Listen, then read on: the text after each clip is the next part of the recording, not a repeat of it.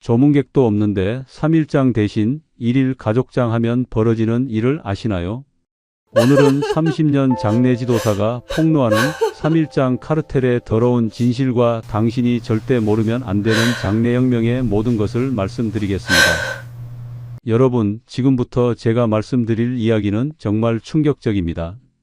30년간 2만 3천 건이 넘는 장례를 직접 치러본 72세 장례 지도사로서 오늘 처음으로 업계의 모든 비밀을 폭로하겠습니다.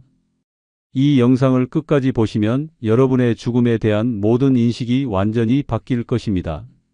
지금 이 순간에도 전국 장례식장에서 벌어지고 있는 충격적인 일들, 3일장이라는 거대한 거짓말, 그리고 여러분이 절대 당하면 안 되는 장례업계의 검은 속내를 모두 공개하겠습니다.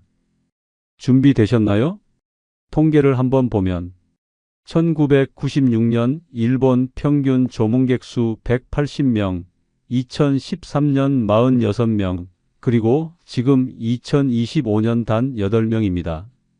무려 22분의 1로 줄어든 겁니다. 이것은 단순한 변화가 아닙니다. 3일장이라는 시스템 자체가 완전히 무너지고 있다는 충격적인 증거입니다. 그런데 더 놀라운 사실은 우리나라가 일본보다 3배 빠른 속도로 이 변화를 겪고 있다는 겁니다. 지금 이 순간에도 전국의 장례식장 절반 이상이 텅텅 비어 있습니다. 그런데도 여전히 3일장 비용은 2천만 원을 넘나들고 있어요. 도대체 누구를 위한 3일장인지 정말 궁금하지 않으세요? 영상을 보시기 전 구독과 좋아요 꼭 눌러주시고 이 영상을 어디서 듣고 계신지 지역명을 댓글에 적어주세요. 반갑게 인사드리겠습니다. 바로 시작하겠습니다. 30년간 숨겨온 장례업계의 충격적인 진실. 제가 이 업계에 발을 들인 것은 1994년이었습니다. 그때만 해도 장례식장은 정말 북적이었어요. 조문객들이 새벽까지 줄을 서고 상주는 3일 내내 잠도 못 자고 인사받느라 정신이 없었죠. 하지만 지금은 완전히 다릅니다. 작년에 제가 담당한 한 장례에서는 90세 할아버지가 돌아가셨는데 3일 내내 온 조문객이 단 12명이었습니다. 그런데 장례 비용은 1,800만 원이 나왔어요. 가족들은 울면서 집까지 팔아야 한다고 하더라고요. 이게 정상적인 일입니까? 더 충격적인 건 장례식장 사장들의 속내입니다. 한 사장이 저에게 이런 말을 했어요. 조문객이 줄어도 상관없다. 어차피 3일장 비용은 그대로 받으니까. 이게 바로 3일장 카르텔의 실체입니다.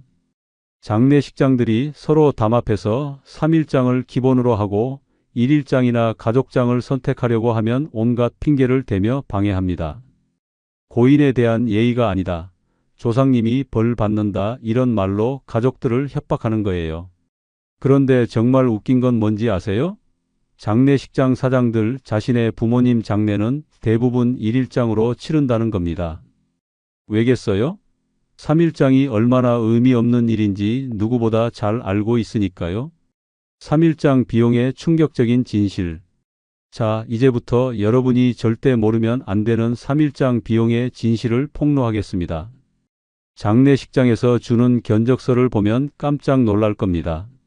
장례식장 3일 대여료 450만 원, 꽃값 300만 원, 음식값 600만 원, 차량비 200만 원, 기타 잡비 350만 원, 총 1,900만 원입니다. 그런데 이게 다가 아니에요. 여기에 화장비 150만 원, 납골당 비용 300만 원까지 합치면 2,350만 원이 나옵니다. 그런데 정말 가관인 건 이 비용들의 실제 원가입니다. 꽃값 300만 원이라고 하는데 실제 원가는 80만 원이에요. 4배 바가지를 씌우는 거죠. 음식값도 마찬가지입니다. 600만 원이라고 하지만 실제로는 200만 원이면 충분해요. 차량비는 더 가관입니다. 200만 원이라고 하지만 실제로는 50만 원이면 됩니다. 결국 1,900만 원 중에서 실제 원가는 600만 원 정도밖에 안 돼요. 나머지 1,300만 원은 모두 업체들이 가져가는 거죠. 그럼 3일장이 아닌 1일장이나 가족장으로 하면 얼마나 들까요? 놀랍게도 400만 원에서 600만 원이면 충분합니다. 3분의 1도 안 되는 비용으로 훨씬 의미 있는 장례를 치를 수 있어요. 잠깐 더 충격적인 이야기가 남았습니다. 제가 30년간 이 일을 하면서 목격한 가장 충격적인 사건을 말씀드리겠습니다. 2019년에 있었던 일인데 한 중산층 가정에서 아버지가 돌아가셨어요. 평범한 회사원이었던 아버지의 장례를 3일장으로 치렀는데 총 비용이 2,500만 원이 나왔습니다. 그런데 조문객은 3일 내내 30명도 안 왔어요. 부조금으로 들어온 돈은 고작 400만 원이었습니다. 결국 이 가족은 아버지가 평생 모은 전세금 2천만 원을 모두 장례비로 써버렸어요. 더 가슴 아픈 건 장례가 끝나고 어머니가 하신 말씀이었습니다. 아버지가 살아계실 때는 검소하게 사셨는데 돌아가시고 나서 이렇게 큰 돈을 쓰게 되니 죄송하다고 하시더라고요. 이게 바로 3일장의 현주소입니다. 고인도 원하지 않고 가족도 감당하기 어려운데 오직 장례업체들만 배불리는 시스템이에요. 조문객이 사라진 충격적인 이유들. 왜 조문객이 이렇게 급격히 줄어든 걸까요? 첫 번째 이유는 바로 초고령화 사회입니다. 80세, 90세에 돌아가시는 분들의 친구나 동료들은 이미 대부분 하늘의 별이 되셨거나 살아계셔도 거동이 불편해서 조문을 올 수 없어요.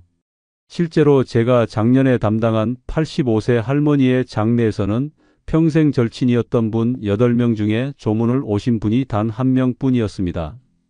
나머지는 모두 이미 세상을 떠나셨거나 몸이 불편한 상태였죠. 두 번째는 은퇴 문화의 변화입니다. 요즘은 60세면 대부분 은퇴합니다. 그러면 회사 동료라는 이름으로 올 조문객이 없어져요.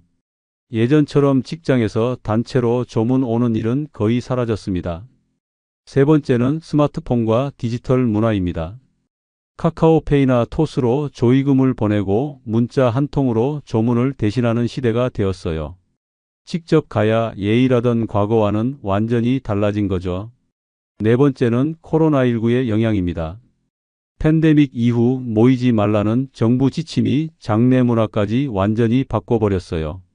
그때 생겨난 게 온라인 조문과 비대면 발인입니다. 의료진이 목격한 죽음의 충격적인 변화. 30년 전과 지금의 가장 큰 차이는 죽음의 장소입니다. 1990년대만 해도 집에서 임종을 맞는 경우가 70% 이상이었는데 지금은 단 5%밖에 안 됩니다. 95%가 병원에서 세상을 떠나는 거예요. 이것이 3일장에 미치는 영향은 정말 큽니다.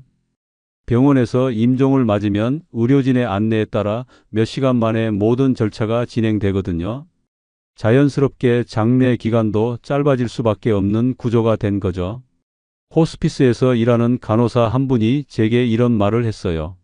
임종 일주일 전부터 환자들이 보이는 증상들이 있는데 먹고 마시고 싶은 생각이 없어지고 잠자는 시간이 길어지며 몸이 편안해져요.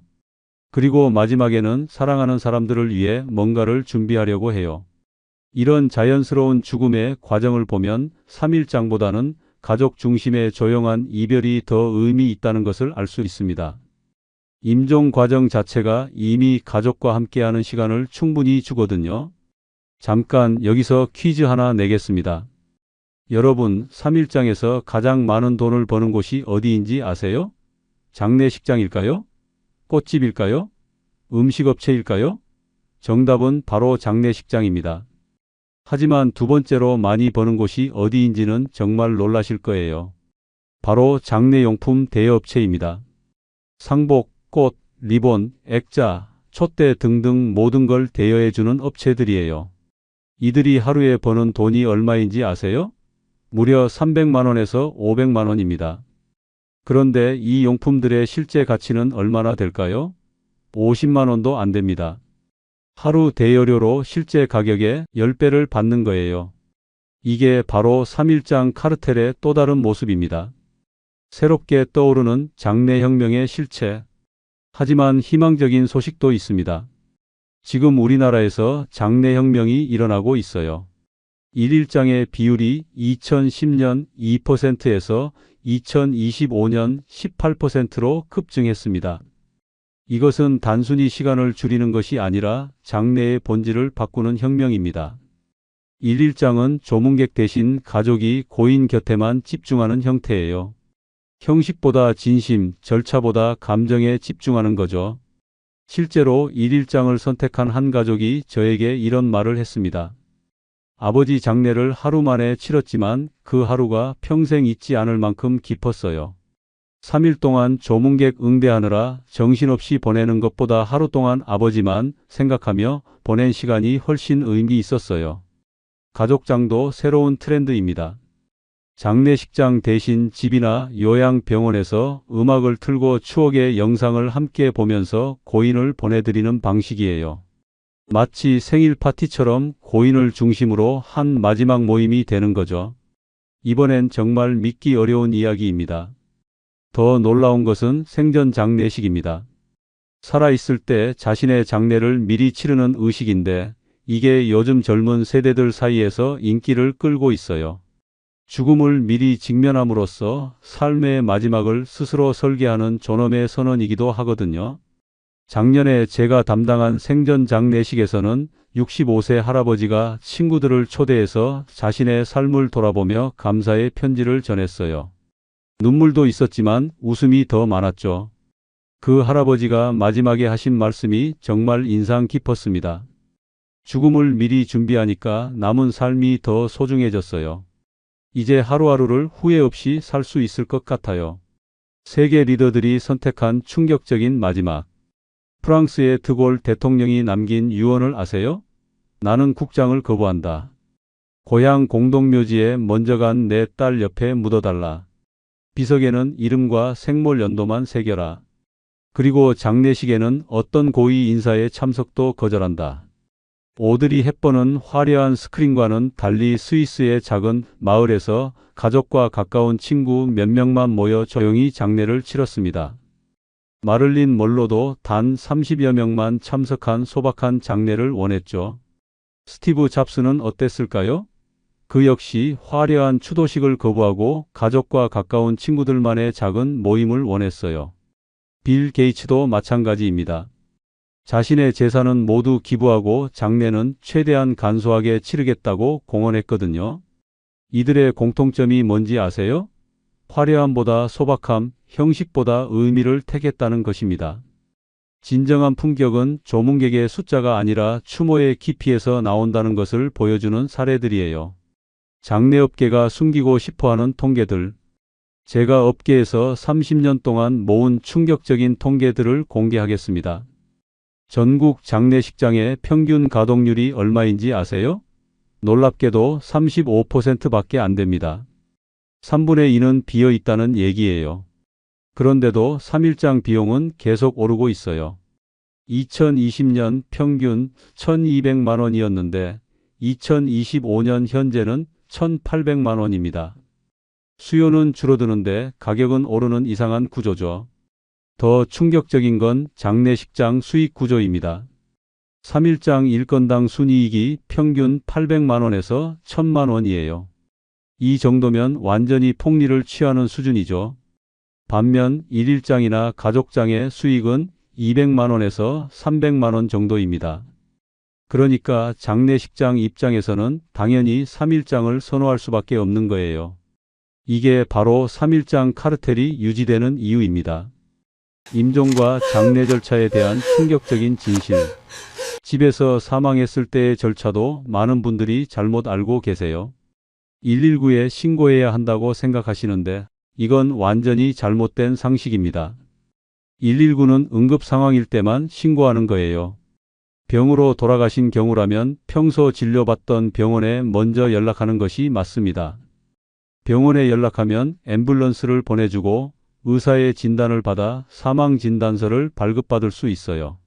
만약 119에 신고하면 어떻게 될까요? 경찰이 출동해서 사건성 여부를 조사합니다. 이 과정에서 최소 6시간에서 길게는 24시간까지 걸릴 수 있어요. 가족들이 불필요한 고생을 하게 되는 거죠. 잠깐 여기서 정말 중요한 팁을 드리겠습니다. 임종의 과정도 많은 분들이 잘못 알고 계세요. TV 드라마에서 보는 것처럼 고통스럽고 괴로운 과정이 아닙니다. 오히려 평온한 과정이에요. 임종 일주일 전부터 나타나는 자연스러운 증상들이 있습니다. 먹고 마시는 것을 멈추고 잠이 늘어나며 몸이 편안해져요. 그리고 마지막에는 사랑하는 사람들을 위해 뭔가를 준비하려고 하죠. 가장 늦게까지 남아있는 감각이 청각이라는 것도 중요한 사실입니다. 그래서 마지막 순간에는 모니터를 보는 것보다 손을 잡아주고 따뜻한 말을 해주는 것이 더 중요해요. 고마워요. 사랑합니다. 편히 가세요. 이런 말들이 임종을 앞둔 분에게는 가장 큰 위안이 됩니다. 존엄한 죽음을 위한 실제 준비법. 존엄한 죽음을 위해서는 미리 준비가 필요합니다. 사전 연명의료 의향서를 작성하는 것이 첫 번째 단계예요. 2024년 기준으로 250만 명 이상이 이 서류를 작성했어요. 자신의 마지막을 스스로 설계하겠다는 성숙한 선택이죠. 연명의료 의향서에는 어떤 내용이 들어갈까요? 인공호흡기 사용 여부, 심폐소생술 시행 여부, 혈액투석 여부, 항암치료 여부 등을 미리 정해둘 수 있어요. 이걸 작성하지 않으면 어떻게 될까요? 가족들이 엄청난 고민에 빠집니다. 이렇게 하는 게 아버지가 원하시는 일일까? 하면서 밤잠을 못 이루는 거예요. 웰다잉 교육에서는 정리하기와 비우기를 가장 먼저 가르칩니다. 물건을 정리하고 인간관계를 정리하며 마음을 비우는 작은 행동들이 죽음을 두려움이 아닌 평화로 바꿔줘요. 제가 최근에 담당했던 가족장 사례를 하나 말씀드릴게요. 78세 할머니가 돌아가셨는데 가족들이 조문객을 받지 않고 가족끼리만 모였어요. 장례식장 대신 집에서 할머니가 좋아하셨던 트로트를 틀고 어린 시절부터 최근까지의 사진을 모아 영상을 만들어 함께 봤어요. 손자들이 할머니와의 추억을 하나씩 이야기하고 며느리들은 할머니가 좋아하셨던 잔치국수를 끓여서 함께 나눠 먹었습니다. 눈물도 있었지만 웃음이 더 많았어요. 할머니의 삶을 진정으로 기리는 시간이었죠. 이런 가족장이 끝나고 가족들이 하신 말씀이 정말 인상 깊었습니다. 3일 동안 조문객 받느라 정신없이 보내는 것보다 하루 동안 할머니만 생각하며 보낸 시간이 훨씬 의미 있었어요. 할머니도 이렇게 치러드리는 걸 더 좋아하실 것 같아요. 자연장도 새로운 트렌드입니다. 수목장이나 산골의 비율이 10년 사이에 5배 증가했어요. 도시에서 묘지를 관리하기 어렵고 환경을 생각하는 세대가 늘어나면서 자연으로 돌아가는 장례가 인기를 끌고 있어요. 실제로 자연장을 선택한 한 가족의 이야기를 들려드릴게요. 85세 할아버지가 평생 등산을 좋아하셨던 분인데 돌아가시기 전에 자녀들에게 이런 유언을 남기셨어요. 나는 평생 산을 좋아했으니 죽어서도 산에 묻어달라. 비싼 묘지에 들어가서 자손들에게 부담 주기보다는 나무 아래에서 새들과 함께 있고 싶다. 그래서 가족들이 수목장을 선택했는데 정말 아름다운 이별이었어요. 할아버지가 좋아하셨던 소나무 아래에 유골을 묻고 매년 그 나무를 보러 온다고 하더라고요. 기술의 발전으로 장례에도 큰 변화가 일어나고 있습니다. 디지털 추모관, 온라인 메모리얼이라는 개념이 생겼어요. 고인의 음성과 영상을 온라인 공간에 영구 저장해서 언제든 다시 만날 수 있게 하는 서비스예요. 실제로 작년에 한 IT 회사 대표가 돌아가셨는데 그분의 가족이 디지털 추모관을 만들었어요. 그분이 생전에 녹음한 음성 메시지, 가족들과 함께 찍은 영상, 회사에서의 모습들을 모두 모아서 온라인 공간에 만든 거죠. 더 놀라운 건 AI 기술을 이용해서 고인의 목소리를 복원하는 서비스도 생겼다는 거예요. 딥러닝 기술로 고인의 목소리를 분석해서 새로운 메시지를 만들어내는 거죠. 죽음이 끝이 아니라 기억의 형태로 이어지는 시대가 된 겁니다. 완화의료와 호스피스의 중요성. 존엄한 죽음을 위해서는 완화의료가 반드시 필요합니다. 이것은 치료를 포기한다는 뜻이 아니라 통증과 불안을 줄이고 남은 시간을 평화롭게 보내기 위한 적극적 의료예요. 완화 의료를 받은 환자일수록 마지막 순간까지 미소를 지을 확률이 높다는 연구 결과도 있어요. 의사의 역할은 생명을 늘리는 것뿐 아니라 존엄을 지켜드리는 일이기도 하거든요. 호스피스에서 보면 정말 많은 것을 배웁니다. 죽음을 앞둔 환자들이 마지막에 하는 말들이 비슷해요. 조금만 더 사랑할 걸, 조금만 더 미안하다고 말할 걸, 이런 말들입니다. 핵가족화와 1인 가구 증가도 장례 문화 변화에 큰 영향을 미쳤습니다.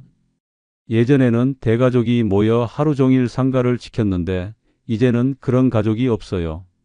통계를 보면 더 충격적입니다. 1980년대 평균 가구원 수가 4.5명이었는데 지금은 2.3명입니다. 절반으로 줄어든 거예요. 1인 가구 비율도 30%를 넘어서고 있어요. 이런 상황에서 3일장을 치른다는 것 자체가 의미가 없어지는 거죠. 장례를 치를 상주조차 혼자인 경우가 많고 자식들도 멀리 살거나 해외에 있는 경우가 늘어나고 있어요. 장례업계의 변화와 미래. 30년 동안 이 업계에서 일하면서 정말 많은 변화를 봤습니다. 예전에는 장례식장이 항상 북적였는데 지금은 절반 이상이 비어있는 경우가 많아요. 장례업체들도 이런 변화에 맞춰 새로운 서비스를 개발하고 있습니다. 1일장 전용 패키지, 가족장 서비스, 온라인 추모 서비스 등이 생겨났어요. 하지만 여전히 많은 업체들이 3일장에 매달리고 있어요. 수익이 워낙 크니까 쉽게 포기하기 어려운 거죠. 그래서 고객들에게는 여전히 3일장을 권하고 있어요. 경제적 현실과 장례 선택. 현실적으로 많은 가정에서 장례 비용이 큰 부담이 되고 있습니다. 평생 모은 재산을 장례비로 다 써버리는 경우도 있어요. 이런 상황에서 3일장을 고집하는 것이 과연 고인이 원하는 일일까요? 실제로 작년에 제가 담당한 한 가정에서는 아버지 장례비로 2,200만 원이 나왔는데 이 돈을 마련하기 위해 어머니가 살던 집을 팔아야 했어요. 80세 넘은 어머니가 전세방으로 이사를 가시는 모습을 보니까 정말 마음이 아팠습니다. 요즘 어르신들이 임종을 앞두고 가장 많이 하시는 말씀이 남에게 폐 끼치기 싫다예요. 장례를 간소하게 치르는 것이야말로 그분의 마지막 소망을 존중하는 길이 아닐까 생각합니다. 죽음을 바라보는 태도의 변화. 예전에는 죽음을 두려운 것, 멀리해야 할 것으로 여겼습니다. 그래서 장례는 두려움과 엄숙함의 의식이었죠. 하지만 요즘 세대는 죽음을 자연스러운 과정으로 봐요. 이제 사람들은 3일의 의례보다 어떻게 기억되고 싶은가에 더 관심을 갖게 되었어요. 형식에서 의미로, 시간에서 진심으로 초점이 옮겨가고 있는 거죠. 죽음을 두려워할수록 삶은 불안해집니다. 하지만 죽음을 인정하면 오히려 삶이 더 단단해져요. 삶의 유한함을 알면 오늘의 인연을 더 소중히 여기게 됩니다. 실제 장례 준비 가이드. 구체적인 장례 준비 방법을 알려드리겠습니다. 먼저 가족과 함께 장례 방식에 대해 미리 상의해 보세요. 나는 3일장보다 1일장을 원한다. 조문객보다 가족 중심으로 하고 싶다. 이런 솔직한 마음을 나누는 거예요. 사전 연명의료 의향서를 작성하고 유언장도 미리 준비해 두세요. 장례 방식, 매장이나 화장 여부, 종교적 의식 여부 등을 구체적으로 정해두면 가족들이 혼란스러워하지 않아요. 장례 비용도 미리 준비해 두는 것이 좋습니다. 장례보험이나 상조에 가입 또는 별도로 비용을 적립해 두는 방법이 있어요. 장례혁명의 구체적인 실천법. 이제 여러분이 할 수 있는 구체적인 실천법을 알려드리겠습니다. 첫째, 오늘 당장 가족들과 모여서 서로의 마지막 모습에 대해 솔직하게 이야기해 보세요. 둘째, 사전 연명의료 의향서를 작성하세요. 가까운 병원이나 보건소에서 무료로 작성할 수 있어요. 셋째, 3일장이 아닌 1일장이나 가족장을 선택할 용기를 가지세요. 남들 시선보다 고인의 뜻과 가족의 상황이 더 중요해요. 넷째, 장례 비용을 미리 준비해 두세요. 갑작스런 상황에서 당황하지 않으려면 미리 계획을 세워두는 것이 중요해요. 30년간 2만 3천 건이 넘는 장례를 치러보면서 깨달은 가장 중요한 진실은 이것입니다. 장례의 품격은 조문객의 숫자가 아니라 추모의 깊이로 완성된다는 것이에요. 3일장이든 1일장이든 중요한 것은 그 시간 동안 우리가 얼마나 진심으로 고인을 보내드렸는가입니다.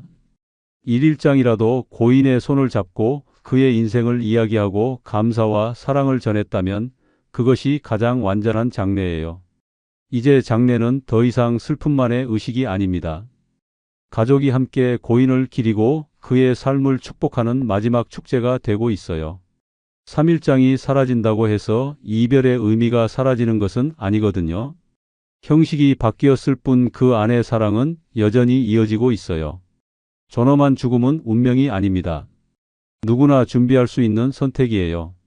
죽음을 두려워하지 말고 당신의 마지막을 사랑으로 설계하시기 바랍니다. 오늘 이 영상을 보시고 가족들과 함께 서로의 마지막 모습에 대해 솔직하게 이야기를 나눠보세요. 처음엔 어색할 수 있지만 이런 대화를 통해 서로의 진심을 알게 되고 막연했던 두려움이 사라지는 경험을 하게 될 거예요. 무엇보다 살아가는 가족에게 가장 큰 배려를 준비하는 첫걸음이 될 거예요. 죽음은 끝이지만 사랑은 남습니다. 그 사랑이 어떤 형태로든 이어질 수 있도록 지금부터 준비하시기 바랍니다. 인생도 글쓰기와 다르지 않습니다. 마지막 문장을 먼저 생각하면 글 전체의 흐름이 일관성을 갖게 되듯이 우리도 시간과 마음을 투자해 자신의 마지막 모습을 용기 있게 마주해보면 좋겠습니다. 삶은 마지막을 생각하는 순간 더 찬란해지는 법이니까요. 30년간 이 일을 해오면서 수많은 이별을 지켜봤지만 한 가지는 확실합니다. 진정한 이별은 형식이 아니라 마음에서 시작된다는 것입니다. 여러분의 마지막이 사랑으로 가득하기를 바라며 이 장례혁명에 함께 동참해 주시기를 부탁드립니다. 3일장이라는 낡은 관습에서 벗어나 진정한 존엄한 죽음을 준비하는 새로운 시대를 함께 만들어 가요.